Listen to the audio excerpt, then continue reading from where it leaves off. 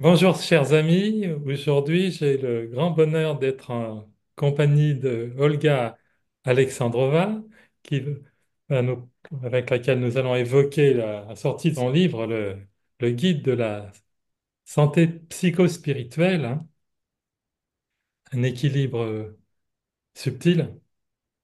Et alors, chère Olga, avant, votre histoire est un petit peu particulière avant d'en arriver à écrire de belles choses comme ça, puisque votre parcours est un petit peu original, puisque je crois qu'à 17 ans, vous êtes arrivé de Saint-Pétersbourg à Paris sans parler français. Oui, alors je vais nuancer un petit peu, c'est pas tout à fait exact. Je parlais français, mais avec un niveau bonjour, au revoir, j'ai faim, où sont les toilettes? D'accord, un niveau de survie. Niveau de survie de base. Et oui, oui, j'ai quitté la Russie juste après avoir eu le bac. Et avec l'aide des amis, j'ai trouvé une université. J'ai fait des études de droit avec le niveau de français qui était catastrophique. Et des exigences assez élevées pour rester à la fac parce que le directeur à l'époque m'a dit attention, nous les Russes, on se méfie quand même. Qu'est-ce que vous faites là? Il faut que vous ayez des bonnes notes, donc on compte sur vous. Et ça a été 5 années de droit dans le droit privé avec la rigueur et les exigences qui au final ont abouti à débuter une carrière dans le domaine du notariat et l'arrêter quasiment instantanément parce que c'était pas du tout mon monde. Voilà. Et la maîtrise de la langue, vous l'avez maintenant de façon brillante, hein, ça je peux le confirmer, hein, que beaucoup de Français même vous l'enviraient, hein. Donc, pour nous faire ce beau livre-là qui invite à retrouver une harmonie intérieure, en fin de compte, hein, qui souvent passe par le cœur, n'est-ce pas?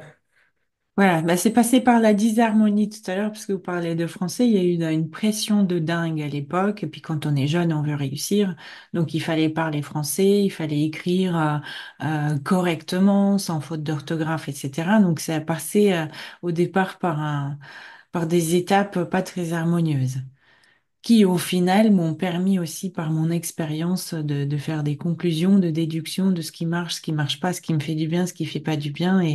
Et plus tard, quand je suis devenue thérapeute,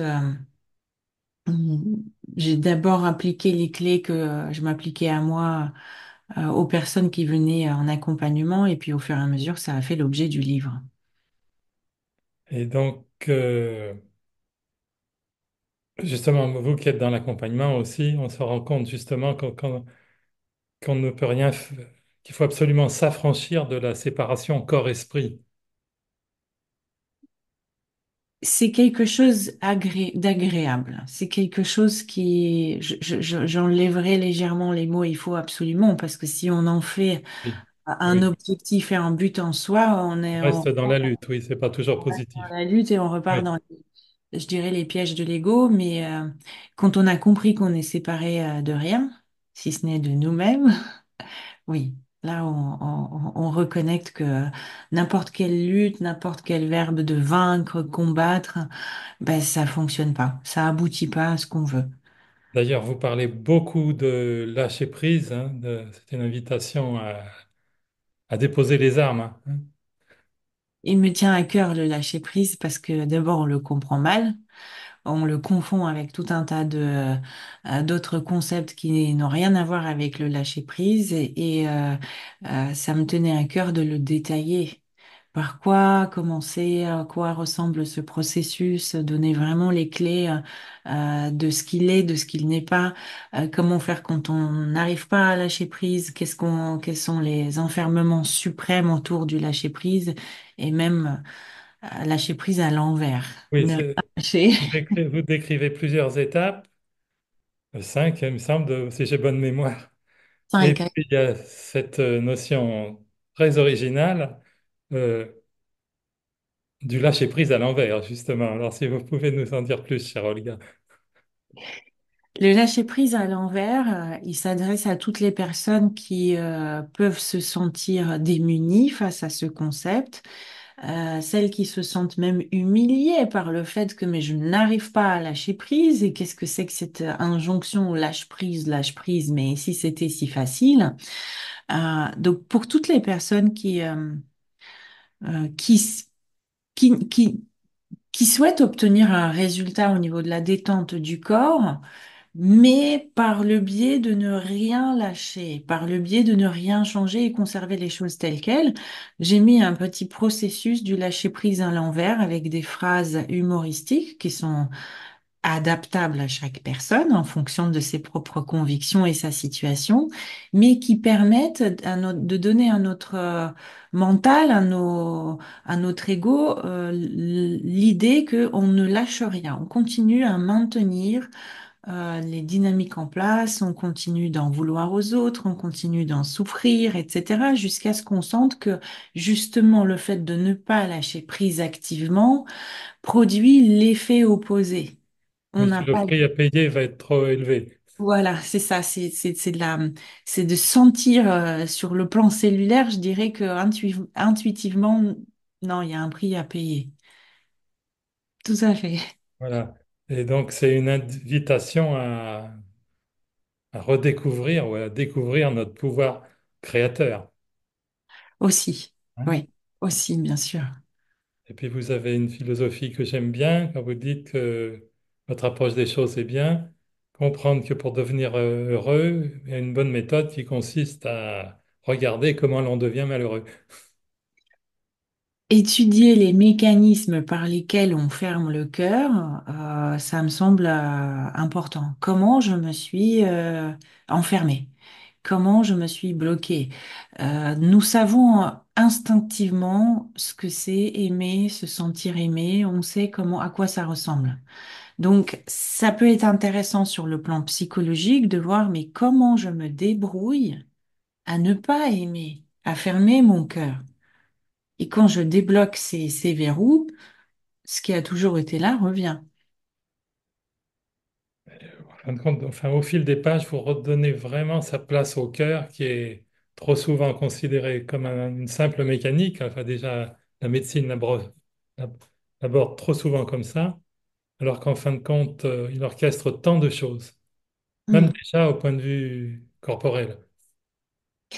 Ben, si on le voit uniquement comme une pompe qui brasse le sang dans tous les sens, évidemment, on est à côté de la plaque. On passe à côté de beaucoup de choses, hein. Tout à fait. Donc oui, il y avait un passage sur l'espace du cœur, hein, notamment qui est l'étage et l'endroit depuis lequel des outils qui sont simples ou complexes deviennent Puissant. instantanément quantiques. Ils agissent sur toute la structure de l'être, de notre être intérieur, ouais. Les outils prennent leur puissance justement au travers du cœur. Et si la personne se dit, est-ce que je peux me permettre de voir cette situation non pas depuis le mental rationnel qui est déjà bien blindé et bien musclé, mais depuis vraiment un autre espace, là où je ressens les choses, là où il y a des vulnérabilités, des sensibilités. Et pour beaucoup de personnes, ça peut être une simple visualisation de descendre à cet étage-là.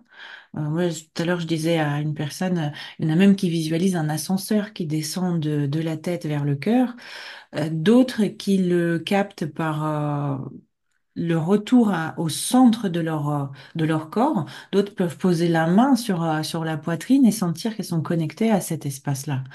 Mais la vibration du cœur, c'est à la fois tellement simple et tellement complexe qu'on peut en écrire encore des milliards d'ouvrages. Et en plus, même maintenant on le sait, la vibration, elle est, je ne veux pas dire de bêtises, mais elle est tellement supérieure à la vibration du cerveau. Oui, et puis ça a été déjà vérifié scientifiquement, hein, mais bon, Voilà, même s'il y a tellement moins de neurones, absolument. avec Mais 40 000 neurones dans le corps alors qu'il y en a des milliards dans le cerveau, 40 mais oui, c'est ça à peu près. Mais des fois, je suis fâché avec les chiffres. on oublie les Mais, chiffres. mais je pense que la proportion est bonne. Mais Mm. malgré cela, le cœur se révèle un chef d'orchestre en fin de compte. Ouais, et quand la tête et le cœur fonctionnent ensemble, main dans la main, je dirais, les choses changent. C'est-à-dire, Voilà. on a... Et en principe, elles deviennent plus simples. Et, voilà, plus simple, plus évidente. Voilà, hein. Alors vous dites une chose, enfin une profonde vérité, mais que la grande erreur, souvent, c'est d'attribuer à l'extérieur, aux autres, la capacité de nous rendre heureux. Oui, c'est l'erreur dans le sens où si les autres nous rendent heureux, ce qui est très agréable, qu'est-ce qu'on fait quand ils le font pas? Est-ce qu'on continue à attendre ou est-ce qu'on s'occupe de nos manques, de nos carences par nous-mêmes? Parce que d'où vient cette idée de attribuer à l'extérieur le pouvoir de nous rendre heureux? Bah, ça vient de l'enfance. Quand l'enfant arrive au monde, il ne répond pas à ses besoins. Il sait pas se faire à manger, il sait pas se rassurer, se consoler. Il a besoin des autres. Et ces autres sont ses parents, les professeurs, les grands-parents, la société. Donc on a, à l'arrivée sur Terre, déjà cette idée que c'est l'extérieur qui contribue à nos besoins. Mais à l'âge adulte, ce n'est pas toujours possible. Et c'est là qu'on comprend que c'est chouette quand quelqu'un m'aime, m'approuve, me valorise, mais s'il le fait pas, est-ce que je suis quand même capable d'être heureux par moi-même? C'est-à-dire reposer sur l'extérieur, c'est la facilité, mais en même temps, c'est ça, c'est la dangerosité. Parce que le sur l'extérieur n'est plus là. Je disais, l'extérieur est une source de satisfaction extérieure. Mais lorsque la source de satisfaction est présente, qui c'est qui ressent le plaisir en réponse? Qui c'est qui est satisfait? C'est nous. Ça veut dire que même si quelque chose est une source de satisfaction à l'extérieur, c'est toujours moi qui provoque et qui génère cette source de plaisir au-dedans. Si je prends par exemple deux personnes, une personne qui me dit je t'aime et à écouter ces mots, tout à coup, je me sens super bien. C'est pas la personne qui a mis un câble à l'intérieur de moi, ni une carte SIM. C'est quelque chose à l'intérieur qui s'ouvre. Et si je mets une autre personne qui dit les mêmes mots, je t'aime, ben je ferme. Je n'ouvre pas ce canal-là. Donc ça veut bien dire que c'est une affaire intérieure. Et, et c'est vrai pour tout, en fin de compte. Donc on a toujours ce pouvoir de choisir, en fin de compte. Et aussi de la même manière de poser un autre regard sur une situation. Par exemple, pour une situation qu'on n'a pas aimée ou qui est difficile, si on la voit comme un défi ou une marche pour avancer, ça change l'énergie pour aborder les choses. Oui, c'est une gymnastique quotidienne de se demander, OK, bon, bah, il y a une situation que je traverse. Qu'est-ce que je peux faire? Sur quoi j'ai une maîtrise ici? Qu'est-ce qui est hors de ma maîtrise et hors de mon contrôle? Sur quoi je ne peux pas agir? Et là, à ce moment-là, si je peux rien faire, bah, je vais plutôt consacrer mes efforts et m'investir sur le terrain où je peux agir. Et c'est quotidien, oui, tout à fait. La personne peut faire les deux, en fait. Elle peut faire l'expérience de, OK, je remets à l'extérieur le pouvoir de me satisfaire. Et si l'extérieur fait la même chose, il attend de moi la satisfaction, ben, on est mal barré. Ça peut durer longtemps, hein. Je dirais Des fois toute une vie, hein. Mais justement, ce que fait bien, on comprend bien au fil de votre livre, c'est que justement, quelque part, il n'y a pas de droit acquis. C'est au quotidien qu'il faut justement aborder les choses, être capable de gérer nos émotions, de savoir rentrer en harmonie avec le flux de vie quelque part. Là, vous parlez, Christian, de la cinquième clé du deuxième chapitre, et qui est la discipline, je pense. C'est C'est-à-dire que possible. plus on est régulier et constant, et pour moi, la discipline, ça n'a rien à voir avec une rigueur lourde ou des efforts titanesques. Mais même des petits pas tous les jours pour se demander comment je vais, qu'est-ce que je ressens, où j'en suis, est-ce que tout va bien, est-ce que j'ai envie de faire je sais pas, une micro-méditation, ne serait-ce que de contact avec mon corps, c'est beaucoup plus efficace de le faire à plusieurs reprises par jour, un peu, plutôt que de méditer à 5 heures, une fois par mois le samedi après-midi. Et de Par rien. rapport à cette notion de discipline, justement, qui est importante, vous dites bien que la notion de plaisir, quelque part, doit rester présente. Tout à fait. Par Sinon, exemple, on le voit bien, ça aussi, quand on est au niveau des régimes alimentaires, quand les gens ont des régimes trop stricts, ben, ils le lâchent un jour. ben, c'est surtout parce que parfois, même souvent, les personnes font un régime pour accéder à une sensation, par exemple, je suis belle, mais d'abord, et je dois maigrir. D'abord, il faut que je fasse ceci ou cela. Et le régime, eh ben, il s'inscrit dans un cadre strict et la personne, au fond d'elle, elle n'a pas envie de ça. Voilà. Elle attend juste le moment où ça va s'arrêter, elle va pouvoir retourner dans son comportement alimentaire d'avant. Mais quand on fait du régime alimentaire, non plus un régime, mais un plaisir et un système à vie qui nous fait plaisir, bah, on sort du cadre strict du mot régime. C'est quelque Et chose qui est agréable. oui, c'est ce qui permet aussi que ça, enfin, qu'on puisse le prolonger, enfin, qu'on reste attentif à notre santé, par exemple, hein. Et qu'on se dise pas, je le fais jusqu'à l'année prochaine, mois de mars, et après je retourne comme avant. Alors ça peut être, on peut voir aussi tout ça comme une invitation à conjuguer différemment. Dans un autre ordre, on nous a toujours appris à conjuguer faire, avoir et être, mais on aurait grand intérêt à conjuguer le verbe être d'abord. Vous Oui. l'expliquez bien, c'est qu'il faut ressentir les choses d'abord, hein. Le paradigme dans lequel on a grandi, c'est faire et avoir et après être. Voilà. D'abord, je vais euh, pratiquer du sport ou gagner un concours et après je vais me sentir Quand compétente. j'aurai ceci, je serai cela, mais il n'y a pas Absolument. de certitude. Il n'y a pas de certitude et surtout l'état d'être qu'on sait à quoi il ressemble et comment on va se sentir, il est tout le temps déplacé dans le futur. Alors qu'on peut changer l'ordre. Et si là Exactement. maintenant tout de suite je Ça, pouvais, vous l'expliquez très bien. Parce qu'autrement, si on remet les choses à un jour, en fait, sur le calendrier, il n'y a aucun jour qui s'appelle un jour. absolument. Je serai heureux le jour où j'aurai ceci, j'aurai cela. Si on n'a pas la capacité déjà à être heureux dans l'instant, il n'y a aucune certitude pour que le jour où on a ceci, par exemple, ça peut être cette nouvelle compagne ou ce travail ou je serai à la retraite, par exemple, si on n'est pas capable de développer les capacités d'être heureux dans l'instant, il n'y a pas de certitude aucune qu'on le soit le jour où on a cet objectif. Et en même temps, quand on a fait l'expérience de ce déplacement un jour, et il arrive toujours pas, bah peut-être qu'à un moment donné, la personne, elle comprend différemment que non, non, ce jour sur le calendrier n'existe pas. C'est maintenant. Voilà, mais des fois, il faut un certain temps pour s'en rendre compte. Chacun sa limite, chacun Voilà, sent sa propre limite. voilà.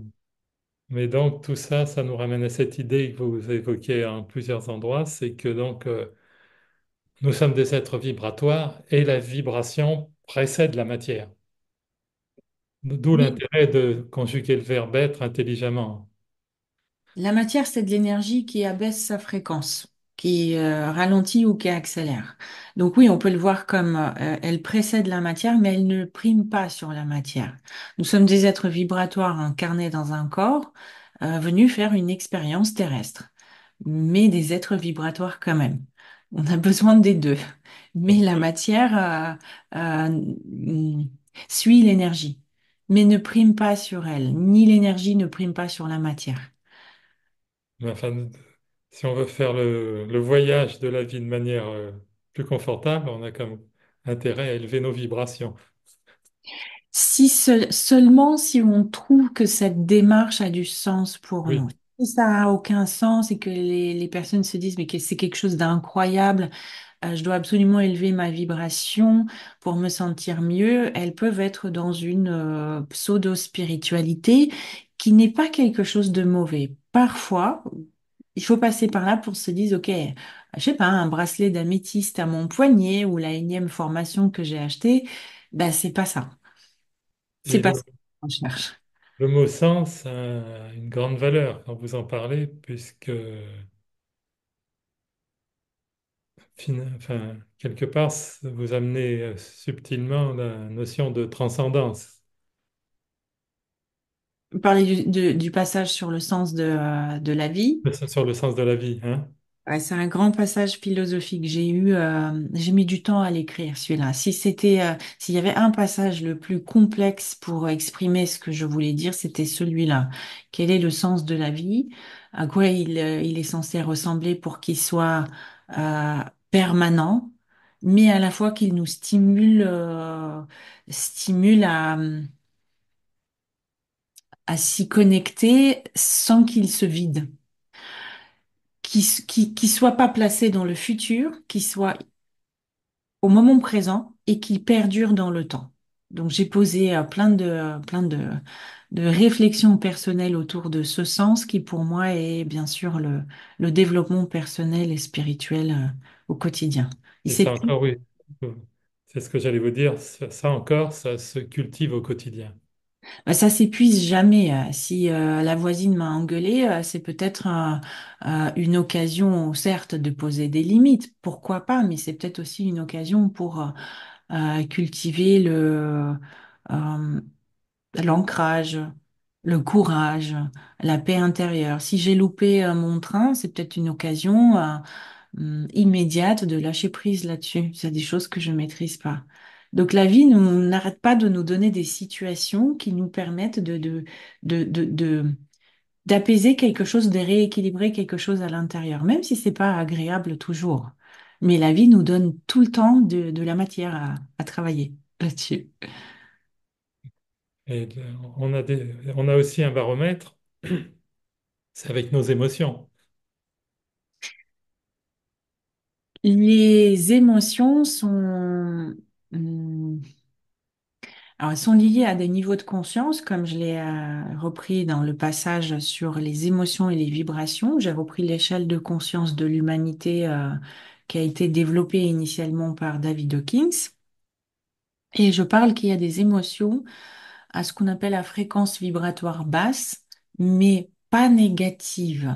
Parce qu'on a une tendance à diviser les émotions entre négatives et positives. Des C'est pas émotions basses comme la honte, la voilà. culpabilité, C'est des fréquences qui sont la peur, positives bien sûr. pour lui. C'est pourquoi elles sont basses, parce qu'elles nous ramènent vers les préoccupations de base de l'ego.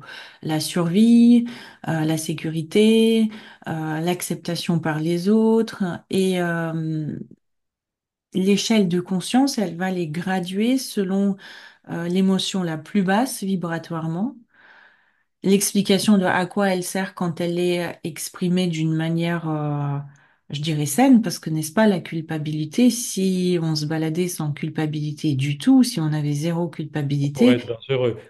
bienvenue dans le monde de la psychopathie quand même. Donc la culpabilité, elle a son utilité, mais reste à savoir dans quel dosage elle a son Voilà, utilité. hein. Et donc, le point de bascule, vous le mettez bien en valeur, c'est forcément le courage. Le niveau de courage qui permet de changer une situation en reprenant la responsabilité de son interprétation et de son pouvoir d'action. Si l'autre est responsable de ce qu'il a fait, moi je suis responsable de l'interprétation que je donne à ça et de l'émotion que je ressens. Et donc forcément, je suis responsable aussi de la possibilité de changer, pas coupable, responsable avec du pouvoir de transformer la situation.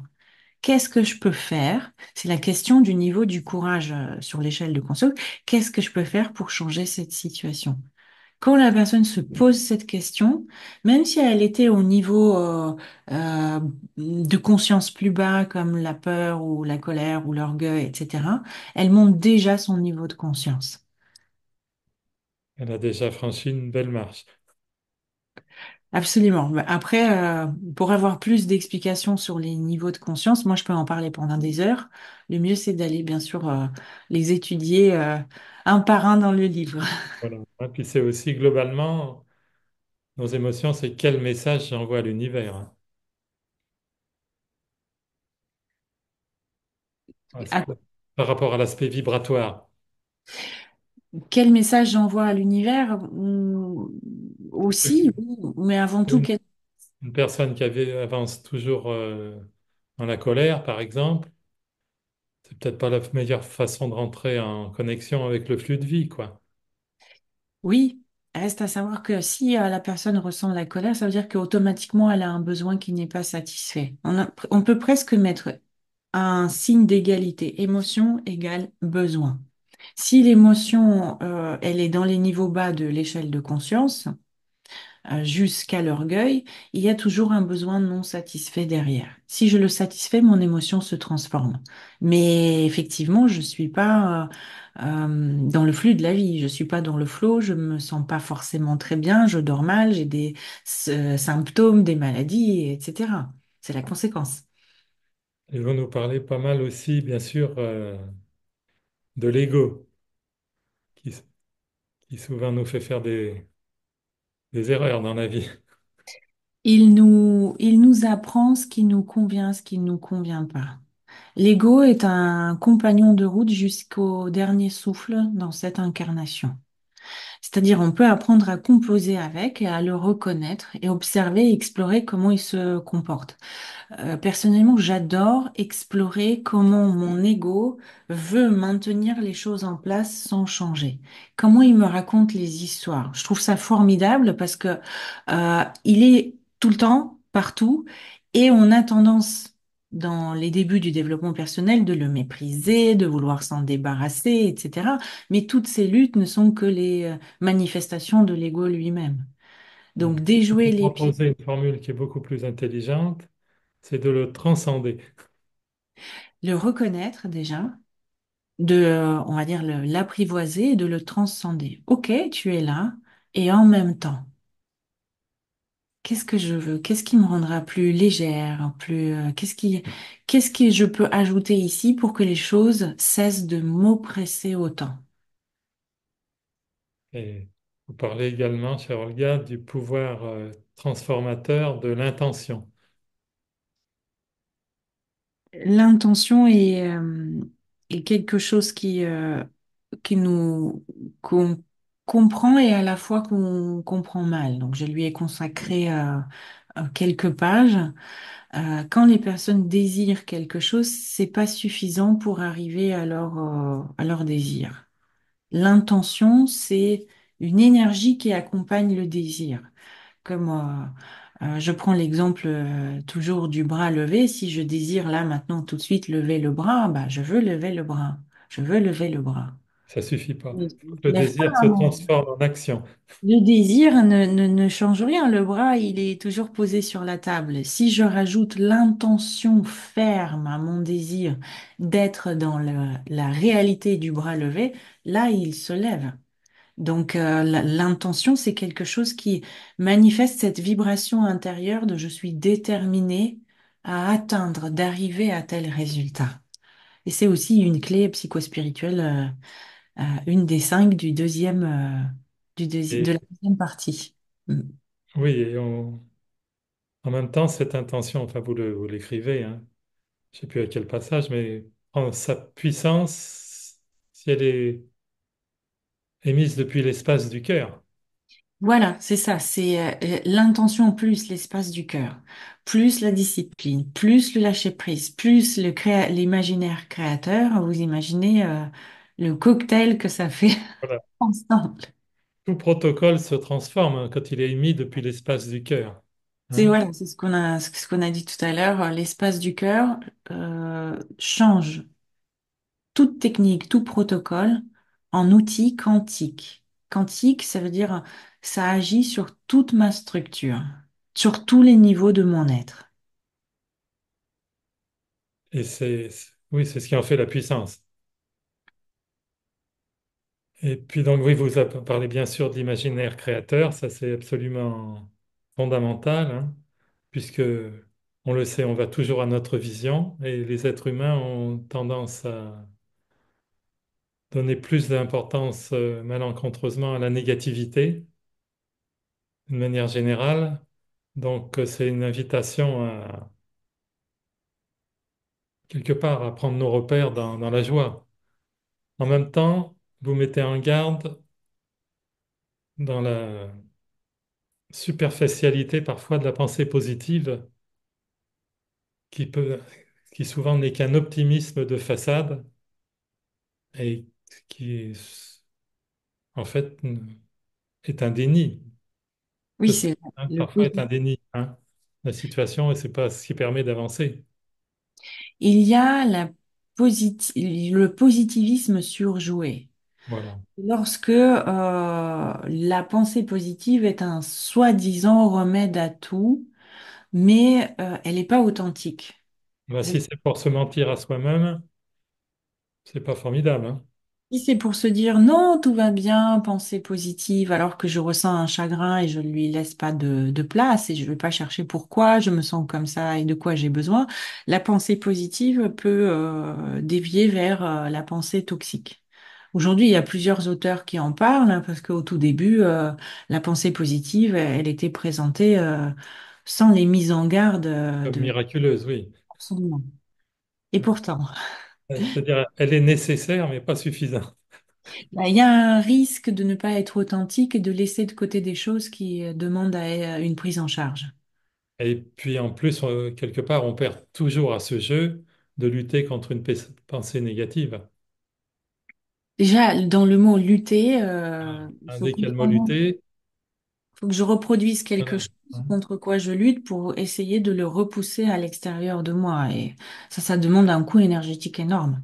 Il vaudrait mieux repasser par la case du verbe être, hein. Oui, faut-il encore étudier qu'est-ce que c'est être, comment Voilà. c'est, à quoi ça ressemble, comment ça Voilà. se ressent. Donc oui, il y a aussi un passage dédié aux états d'être. Oui, tout à fait. Et je repense à une chose dont on n'a pas parlé, mais qui est, Dieu sait si elle est importante et bien évoquée, rapport au lâcher-prise, c'est qu'il invite bien souvent aussi à la notion de pardon. Quand on parle du pardon, oui, c'est complémentaire, c'est dans le même registre que le lâcher-prise parce qu'on a besoin du lâcher-prise pour accéder au pardon. Le lâcher-prise, c'est à la fois un processus et à la fois un résultat sous forme de détente. Quand on en veut à quelqu'un, que ce soit une autre personne ou nous-mêmes, et qu'on veut pardonner quelque chose, le lâcher-prise sera l'outil et le processus qui permet d'y accéder. Mais une fois de plus, le pardon, pourquoi pardonner à l'autre s'il va se balader impuni dans la nature? Si c'est dans le cas d'en vouloir à quelqu'un. Je veux pas pardonner quoi que ce soit si j'en sors perdant. Une fois de plus, je ne comprends pas la finalité du pardon. Je ne comprends pas que je vais me sentir super bien et j'arrêterai de investir mon énergie dans des griefs et des reproches et que je vais me sentir bien. Mais je peux pas le faire. Parce que mon bourreau va se retrouver impuni. On va cautionner ses actes. Et si je le rencontre dans la rue, il va me dire, t'es super joyeuse, de quoi tu te plains? Ah non, mais je peux pas comme ça le laisser libre. Il faut que je continue à souffrir avec l'espoir un jour d'obtenir des excuses ou une reconnaissance. Le problème, c'est que c'est souvent vu comme un acte de faiblesse, alors que c'est tout le contraire. Alors que c'est tout le contraire. Voilà, c'est pour ça que j'invite les personnes qui nous écoutent, si elles s'intéressent à mon guide de la santé psychospirituelle, de vraiment regarder le passage sur le lâcher-prise. J'y ai consacré plusieurs pages et je trouve qu'on a besoin de cette rééducation autour de ces notions-là. Pourquoi je ne lâche pas prise? Il y a même le protocole sur le pardon et qui explique comment est-ce que je peux, avec un outil simple, repenser à une situation où j'ai encore des sentiments inconfortables, la colère, la rancœur, j'en veux à quelqu'un. Comment je peux m'en libérer de tout ça? Et d'ailleurs, enfin, le mot guide est bien adapté puisque, en fin de compte, c'est un livre pratique. Il y a beaucoup de protocoles, beaucoup d'exercices où le lecteur peut se retrouver. Enfin, Quand j'achète les livres, personnellement, j'apprécie beaucoup quand il y a une partie pratico-pratique. Non pas juste poser telle blessure fonctionne de telle façon, cette dynamique se présente comme ça, mais donner les clés à la personne qui lit immédiate quelque chose qu'elle peut faire par elle-même.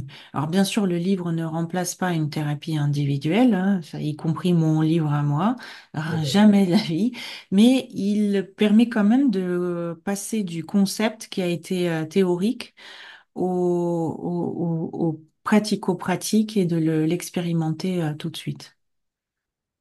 Et si ça en fait un désagrément. Et bon, bien sûr, il y a un passage incontournable que vous n'avez pas oublié. Vous avez abordé la question des croyances. Oui, les croyances, tout à fait. La psychospiritualité, comme elle appuie sur ces deux pédales, comme je dis gentiment, la rencontre entre Freud et Bouddha, suppose que si je suis dans le monde psychologique, il y a C'est une bien belle rencontre, a priori. une belle rencontre. Bon, ils n'ont pas eu l'occasion, mais, mais ça Dans aurait pu. l'invisible, peut-être, hein. Oui, mais ça aurait pu dans la matière. Ça aurait été quelque chose de sympa. Les croyances, c'est des convictions auxquelles on adhère et parfois qui ne nous font pas du bien et qui vivent dans notre corps. Quand une personne adhère à l'idée je suis incompétente, nulle, incapable, etc., c'est pas juste une pensée qui circule dans sa tête. C'est accompagné de tout un tas de ressentis et d'émotions et des sentiments et des sensations dans son corps. Donc, quand on veut accéder à un bien-être durable, authentique et durable, l'idéal, c'est de faire une liste de ces croyances qui nous limitent pour les revoir. Est-ce que je vais les garder ou est-ce que je vais les transformer, les changer? Le problème, bien souvent, c'est que les gens ne savent pas que ce sont des croyances. Eh oui, les gens ne savent pas, mais ils peuvent découvrir. Ils peuvent découvrir. Aujourd'hui, les personnes qui s'intéressent au domaine du développement personnel, le mot croyance n'est pas quelque chose d'extraterrestre. Ouais, c'est à force de se heurter dans un mur, souvent qu'on peut comprendre qu'il y a une croyance derrière. C'est toujours la vie qui est notre meilleur guide. Toujours la vie qui nous apprend mieux que les autres, mieux que les livres. Tout à fait. Et puis le gros problème, c'est que globalement, nous, êtres humains, nous détestons avoir tort et nous aimons bien nous donner raison, et parfois très maladroitement au travers de croyances pas forcément appropriées pour notre bonheur, hein. Est-ce qu'on veut avoir raison ou est-ce qu'on veut être heureux? Telle est la question. Voilà. Ouais, elle a été bien posée, je ne sais plus Je ne sais pas quel est ton par quel premier, auteur, mais mais elle a été bien posée, hein. absolument, c'est pas Ah, de... voilà. Enfin, dans tous les cas, il faut retenir la réponse. Il faut préférer être heureux qu'avoir raison. C'est plus cool au niveau de... Voilà, hein. C'est plus sympa. Alors, vous parlez aussi, et c'est fondamental, bien sûr, de la notion d'acceptation de soi, hein, la question de la légitimité, hein. Trop souvent, L'amour de soi, oui. voilà. L'amour de soi. Euh, Acceptation de soi, hein. et acceptation de soi et qui ramène à augmentation d'amour, mais par le biais de l'acceptation. Vous savez, il y a beaucoup de gens qui ne s'acceptent pas pour une seule raison. Elle paraît paradoxale. C'est parce qu'elles sont en attente et dans un besoin énorme de s'accepter et de s'aimer. C'est paradoxal, mais à la base de toute relation préexiste le besoin de s'aimer ou d'aimer l'autre. Et c'est parce que ce besoin est transgressé qu'on est dans la haine et dans la non-acceptation. Sinon, on se détesterait nous-mêmes en disant, bah, je me déteste et ça va, c'est pas grave. Mais ça ne nous convient pas. Quand on ne s'accepte pas, on aimerait autre chose. On ne s'accepte pas dans le but de nous aimer. C'est paradoxal. Et en plus, quand on ne s'accepte pas, on ne fait pas forcément un cadeau à l'univers, enfin, à ceux qui nous entourent. Oui, oui, on peut voir ça comme ça. Moi, je préfère laisser l'univers tranquille, dans le sens où l'univers, lui, il s'en fiche de nous. L'univers est neutre. Il va entrer en résonance avec nous, mais l'univers n'est pas quelqu'un qui nous Oui, punit ou quelqu'un qui... il n'a pas d'état d'âme. Voilà, Mais, absolument. mais tout au moins au niveau relationnel, c'est Ça toujours plus impacte confortable d'avoir affaire à des personnes bien avec elles-mêmes qu'à des personnes qui apportent des valises vides dans une relation, quoi. Parce que c'est souvent difficile à combler après. plus on est en harmonie, en équilibre avec soi-même, plus on rentre en résonance avec les personnes qui nous entourent et parfois il y a des relations qui s'arrêtent parce que naturellement, il n'y a plus de résonance. Ça tient plus. Il n'y a plus d'accroche. Donc, naturellement, il y a des relations qui s'arrêtent et d'autres qui arrivent et on se rééquilibre. Et vous n'oubliez pas non plus l'enfant intérieur. Oui, qui me tient beaucoup à cœur, la plus belle partie de notre âme, mais qui n'est pas toujours en très bon état. Parce que l'enfant intérieur peut être en colère, il peut en Vous êtes vouloir au monde triste. entier, il peut être impulsif, il peut être triste, il peut être abattu, il peut être à moitié vivant aussi, parce qu'il y a des personnes qui se sentent pas vivantes. Et plus on est déconnecté de nos propres ressentis, si on ne sait pas réagir à nous-mêmes, parce qu'on ne nous a pas appris ça, bah, plus l'enfant intérieur il est en souffrance. Et cette déconnexion, on va la voir dans nos relations. On va la voir dans la qualité de notre vie, de ce qu'on vit avec les autres. Mais recontacter cette partie de nous, c'est quelque chose qui, en tout cas pour moi, c'est comme ça que on démarrait mes toutes premières séances en thérapie individuelle. La D'autant rencontre. plus, on peut le remarquer par rapport aux gens qu'on accompagne, il est tellement souvent oublié. Oui. Et pourtant, l'ambassadeur de l'âme. Et pourtant. La formule est jolie, Olga. Hein. Merci. Vous parlez aussi, bien sûr, d'une chose précieuse, hein, et là aussi souvent oubliée, c'est la gratitude. Oui, et la gratitude, mais une fois de plus, comme la positivité qui peut être surjouée, la gratitude aussi, elle peut être surjouée. La gratitude sincère, c'est vraiment la reconnaissance euh, pour ce qui est là, qui est satisfaisant et disponible, mais ressenti dans le corps. Pourquoi je peux être reconnaissante aujourd'hui? Bah, merci d'être en vie. C'est super chouette d'être euh, au-dessus de la terre plutôt que d'être en dessous de la terre.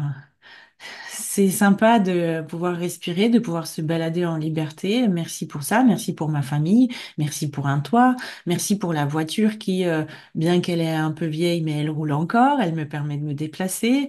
Merci pour le soleil, merci pour les amis que j'ai, merci pour ma santé.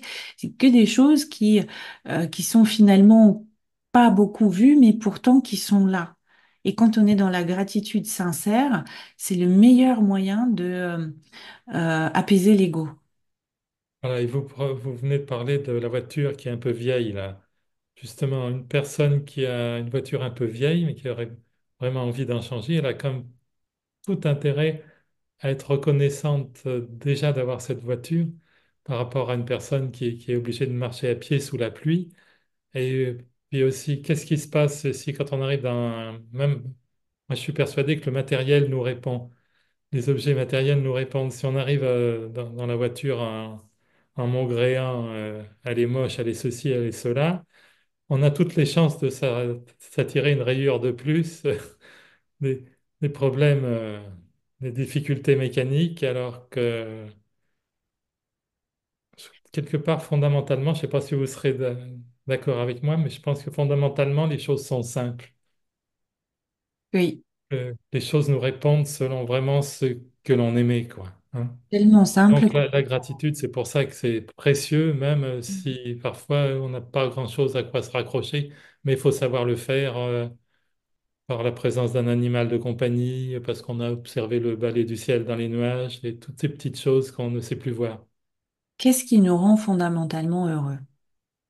Voilà, de toute façon, il y a tellement d'exemples célèbres de gens qui ont tout entre guillemets. Il n'y a pas de jugement dans ce que je vais dire, mais on peut supposer, souvent ce sont des personnes qui après ont des vies assez euh, décousues, enfin, qui manquent d'harmonie manifestement. Mais peut-être que la notion de gratitude, c'est quelque chose qui leur a échappé. Je voudrais lancer cette petite anecdote. euh, Ce que j'appelle la différence entre les personnes riches au sens qu'elles ont beaucoup de patrimoine et de biens et d'argent et des personnes qui n'en ont pas. Appelons-les pour l'instant riches et pauvres. Les personnes pauvres sont plus riches que les riches. Pourquoi? Parce que les personnes pauvres pensent qu'en devenant riches, elles vont devenir heureuses. Et les personnes qui sont riches ne le sont toujours pas, elles le savent. Voilà, elles peuvent pas, oui, elles peuvent pas faire la démarche dans le sens inverse. Et à propos d'anecdotes, il y a une anecdote qui m'a bien amusé, Olga. C'est l'histoire du sac à main. Ah oui, alors oui, le sac à main, comme euh, j'ai hésité à mettre ça dans le livre parce Vous avez que bien fait de la mettre. c'est un exemple qui fait sourire, rire. C'est C'est une dame important. qui, ouais, c'est une dame qui est arrivée en séance avec une demande qui peut paraître particulière, enfin spéciale, qui fait sourire. Et pourtant, cette séance a été riche de transformation parce que la personne a dit, je pratique la loi d'attraction et je veux m'offrir un sac à main de marque, mais ça marche pas. Donc, je suis frustrée, j'en ai marre, aidez-moi, s'il vous plaît, il y a un truc qui marche pas. Donc, bon, vous savez, moi, je travaille avec des personnes qui traversent des traumatismes, qui ont des divorces, des chocs émotionnels. Et puis, c'est vrai qu'au milieu d'une journée où on parle des choses assez lourdes, j'ai l'histoire du sac à main. Donc, j'ai exploré avec cette dame, pourquoi elle avait besoin du sac à main. Et en 10 questions, en quoi c'est important pour vous d'avoir ce sac à main, on est arrivé à l'histoire qu'elle voulait à partir à l'étranger, prendre la vidéo avec ce sac à main sur une célèbre avenue et que sa mère puisse voir qu'elle a réussi, qu'elle est enfin devenue quelqu'un. Et je lui ai demandé pourquoi c'est important pour vous. Elle a dit, bah, enfin, elle pourra reconnaître que je suis une belle personne, que j'ai réussi dans la vie. Elle pourra être fière de moi. Donc, on a l'histoire du sac à main qui cache un besoin qui n'est pas satisfait. Eh Avec bien, tous les espoirs qui sont ouais, mis dans oui, le sac avec tous à les main. espoirs qui en découlent, mais je trouve que c'est oui, c'est une belle illustration dans la façon dont notre esprit prend des chemins, notre ego prend des chemins détournés aussi pour nous amener à ce que l'on a besoin de comprendre. Ouais, j'avais hésité à le mettre, après je me suis dit, allez, on y va, ça va faire sourire. Voilà, mais puis ça rend vivant le livre. Enfin, bon, il l'est par bien d'autres exemples, hein. Et puis donc, proposer même une douche énergétique. Oui, c'est des protocoles qui sont dans la partie dédiée à nos énergies, parce que le livre il est quand même structuré autour des domaines, des dimensions psychologiques, émotionnelles, spirituelles, énergétiques, et la douche énergétique permet de retrouver, de vibrer son énergie un peu plus haut et de s'imaginer de vivre comme une vraie douche énergétique qui nous recharge. Bon, ben, vibrer plus haut, ça me paraît un bon programme, hein. Donc, en voilà un bel outil, hein. Donc, de ce livre. En plus, oui, il y a la préface de notre cher Luc Baudin, hein. Voilà, ce livre qui est sorti, c'est chez Exergue, hein, je crois, hein. Ou non, au courrier du livre. Au courrier du livre, hein. Voilà. Merci et bravo, cher Olga. Merci de Et m'avoir. merci à tous ceux qui vont nous écouter. Merci. Bye bye. Bye.